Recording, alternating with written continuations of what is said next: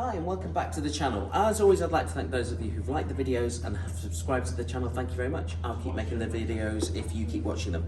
I'd like to give a huge shout out to the team at Vector Air, Julie, Carl, Luke, Craig and Tina, who've kindly lent me this, which is what I'm going to be unboxing and doing an overview today of. It's part of the T4E range by Umarex. It's the tactical carbine T68.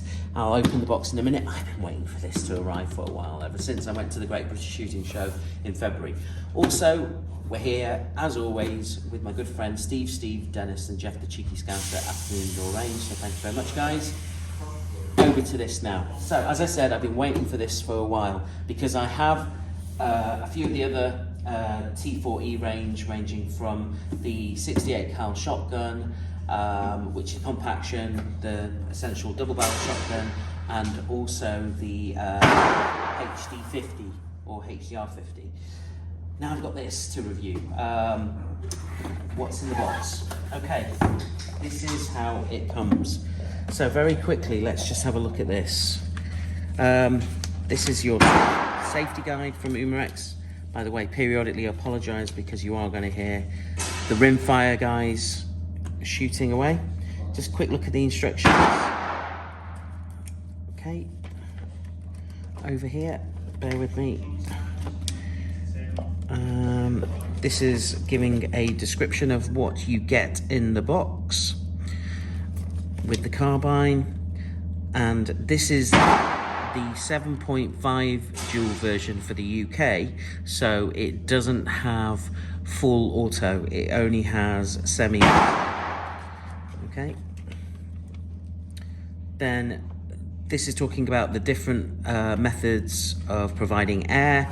You can either use CO2, you can use an 88 gram CO2 capsule, or 12 gram CO2 capsule, two of them to be fair, with the adapter, special adapter, which I don't have here today. Vector have kindly lent me an 88 gram CO2 cartridge. And also this takes compressed air with the HPA adapter as well, so something to bear in mind. Then this is talking about the magazines in terms of having to load the balls. Each magazine takes 20 rounds, winding up the magazines once you've loaded them up. And then over here, this is an adapter, I believe, if you're wanting to shoot. Oh, that's an energy adjustment. Right, okay, that's interesting, which I don't think you get in the box in the UK. And there is also a hop-up adapter if you wanted to shoot paintballs, I think, there. So you can attach that, and then there's a dummy mag over here as well. So you can use those if you wanted to load paintballs directly. Is that hop-up adapter? Anyway, so here we go. Cleaning the barrel, mountain of accessories, there we go. There's the muzzle thread, the different rear stock, because I think you do get a different rear stock. Or do you? No, maybe not in here, maybe it is a separately sold item if you get the HPA kit. We'll check the box anyway. And then problems and solutions, spare parts, and then a full schematic breakdown of the rifle itself. Okay, right, instructions aside, let's have a look what's in the box. Okay, this is the rear butt section. There is the 88 gram CO2 capsule. Now, I've never used one of these before, believe it or not. I've always used 12 gram CO2s, so I'm assuming this is literally, you just screw it in to the end of the rifle, which I'll be doing in part 2 of the video. So we'll put that back in there for now. There's your magazine, which takes 20 round of 68 cals, which I've got here, which I'm going to be shooting. I also have a spare mag, which they kindly lent me, so I am tempted to do that, and maybe use some kind of gaffer tape a la Die Hard 2. I think it was Die Hard 2, yeah.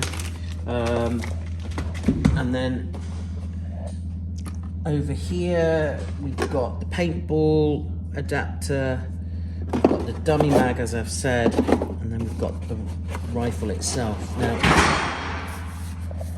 let's talk about this. Okay, so starting from the back, so this rear section over here is all metal, where essentially that's your air, source of air comes in here. There's the T4E notification when it's live. Moving forward, you've got pretty much everything else feels like it's polymer.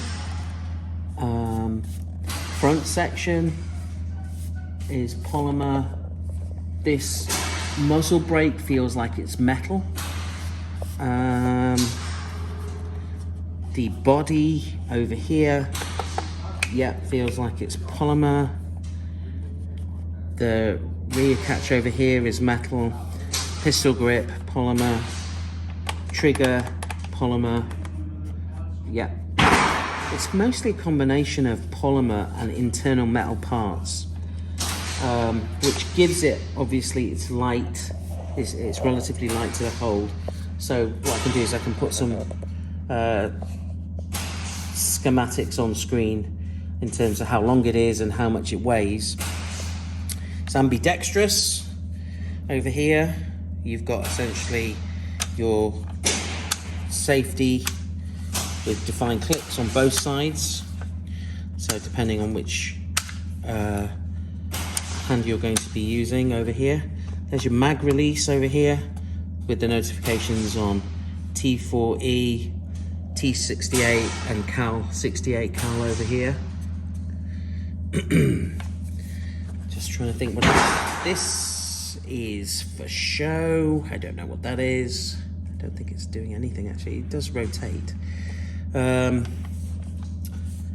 moving forwards, you've got the rail itself. You've got a Picatinny along the top section over here, which is split up over here for the foregrip over here, which covers the barrel, and it's skeletonized at the top, and these are like M-lock slots, so you can attach laser, torch, whatever you want to the underside.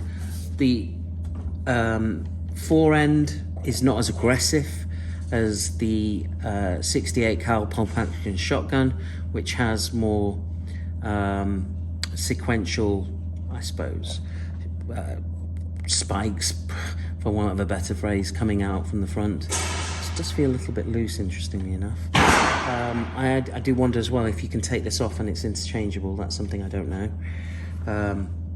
I can't see any grub screws in here, and I don't know if it lifts up or not, so that's something I have to pay attention to.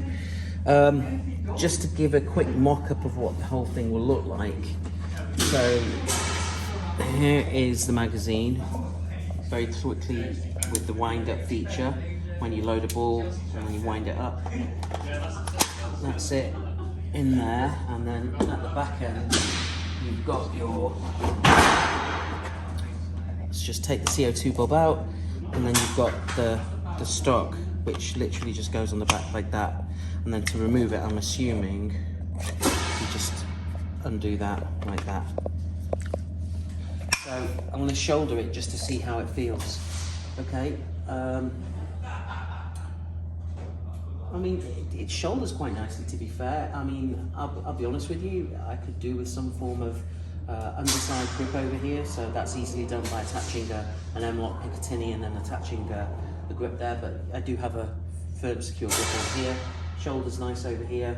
What I do plan to use, just very quickly, is, I'm just diving over here, I'm going to put this red dot, this Hawk red dot over here on the rifle, and see how it can perform at maybe about 10 yards, maybe slightly further, just to see how it's going to do. But yeah, so far my interest is piqued. Oh, before I forget, I'm assuming this is the safety. I am assuming that, bear with me.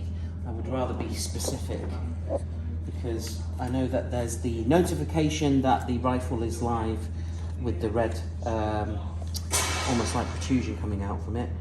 And that is, bear with me 1 second, chamber relief valve, apparently. That's what that says it is. It's a chamber relief valve. I wish some of the things in the instructions, if we overlook over here, would kind of highlight what page to go to have more of an in-depth look at, for example, well, that's where you press the button. So I know this, in terms of having some of the other T4E range, if you want to release the air, you push that down slowly and then it does let the air come out. But I'm wondering about the item on the side of the rifle, what that's for. Just have a quick look one more time. Just very quickly actually, see over here, energy adjustment. It says only 2.4, yeah, there's some codes there. And there seems to be a tool. Let's just try and see, bear with me whilst you're on camera. It says that item goes backwards like this. Can it be removed? Bear with me, I'll just take this off. After figuring out what to do, there is a D10 over here. If you push this in like that, and then this thing comes off, notice over here, because it's the UK version, there is no area for that particular tool to slot into here to adjust any power, because on the instruction there's almost like a T cutout over here. There's a cutout section there, so the tool slots into it like this, whereas on here there isn't. So it can't, the power on these can't be adjusted unless you would remove this whole section over here, which obviously I'm not going to mess with. So let's just put this back, he says. 1 second. Just press this back in. There we go. Thank you. Okay. I'll put this back on over here, like this. Right, I'm keen to shoot this. So what we're going to do, we'll end this part 1 now, and then what I'll do is I'm going to put the red dot on it, do some test shots with it to scope it up, which means I'm going to put the CO2 in. So what I might do in part 2 is show us doing the loading of the CO2, and then pause it and we'll go into the test shots. But for now, what do I think? I can't wait, is what I think.